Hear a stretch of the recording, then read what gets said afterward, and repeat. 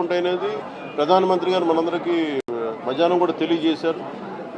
ఇది ఇలాంటి సమయంలో ఇర్రెస్పెక్టివ్ ఆఫ్ పొలిటికల్ పార్టీస్, మొన్నటికి మొన్న వక్ఫ్ ల్యాండ్ సమయంలో కూడా విభేదించిన వ్యక్తులు కూడా ఈ రోజున ఉగ్రవాదం సమస్య వచ్చేటప్పటికి అందరూ ఏకతాటిపై నిలబడ్డారు. ఇది ఖచ్చితంగా అందరూ అంటున్నది ఒకటే మాట, ఇది మీరు హిందువులా కాదా అని చెప్పి టార్గెట్ చేసి మరి చంపారు. It's targeted Hindu killing. ఇది there is no second thought about it.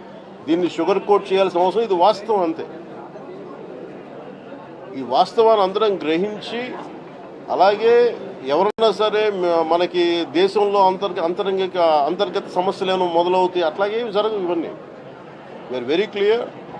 ఉగ్రవాదులు అనేవాళ్ళు ఖచ్చితంగా వాళ్ళు ఇస్లాం పాటిస్తున్న వాళ్ళు, అది వాస్తవం. కానీ ఉగ్రవాదం వేరు. అలాగే మామూలుగా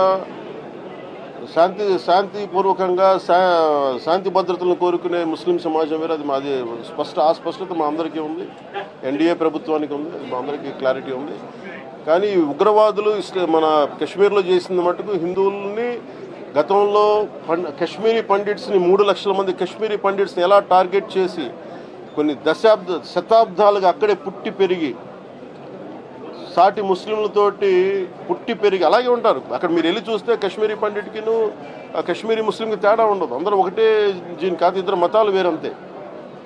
కానీ హిందువులు అని చెప్పి ఆ రోజున 3 లక్షల మందిని టార్గెట్ చేసి చంపేశారు కొంతమంది ఇంతే దారుణంగా. ఆ రోజున మనకి ఇంత మీడియా లేదు, ఆ రోజున మనం ఎవరు స్పందించలేకపోయాం. కానీ ఈ రోజున మనం అందరం కూడా స్పందించాల్సిన అవసరం ఉంది.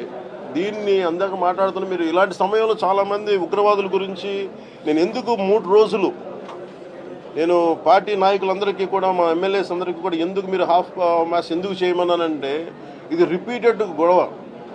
ఎక్కడో మన ఉత్తరాదిలో జరిగింది, కశ్మీర్లో జరిగింది, మనకు సంబంధం లేదంటే ఒక బాంబు బ్లాస్ట్ అయినా, లేదంటే మీకు అక్కడ కశ్మీర్లో ఒక తూటా పేలినా, సరిహద్దులో గొడవ జరిగిన భారతదేశం మొత్తం ఆ ప్రకంపనలు వినిపిస్తాయి. ఈ రోజున అక్కడ చంపితే ఒక 26-29 మంది చంపారు, మనకు సంబంధం లేదు అనుకోవడానికి లేదు. ఈ రోజున చంద్రమౌళి గారు వైజాగ్లో చంద్రమౌళి గారు చనిపోయారు,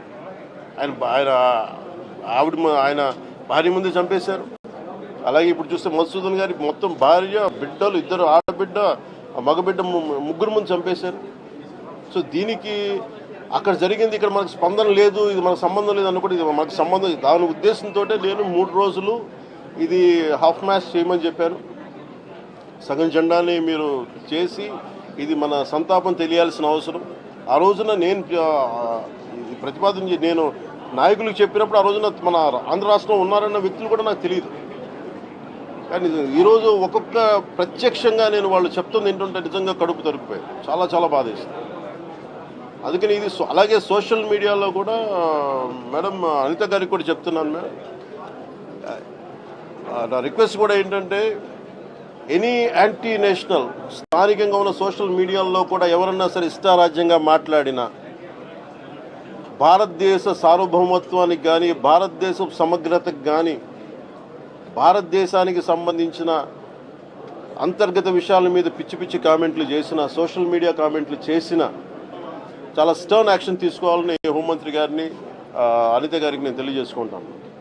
నా పరిధిలో లేదు కాబట్టి ఆవిడ పరిధిలో ఉంది కాబట్టి ఖచ్చితంగా మీరు సోషల్ మీడియాలో any anti Indian rhetoric, anti Bharat rhetoric కనుక ఉండుంటే మీరు వెంటనే చాలా తీవ్రమైన మీరు సెక్షన్లతో కేసులు మీరు నమోదు చేశారు. ఎందుకంటే మీరు ఇలాంటి సమయంలో పిచ్చి పిచ్చి ఆర్గ్యుమెంట్స్ కానీ, పిచ్చి వాదనలకు కానీ ఇవన్నీ దారి తీయకుండా ఉండాలంటే ఖచ్చితంగా కొంత సోషల్ మీడియాని ఇలాంటి కట్టడి చేయాల్సిన అవసరం ఉంది. అది మేడం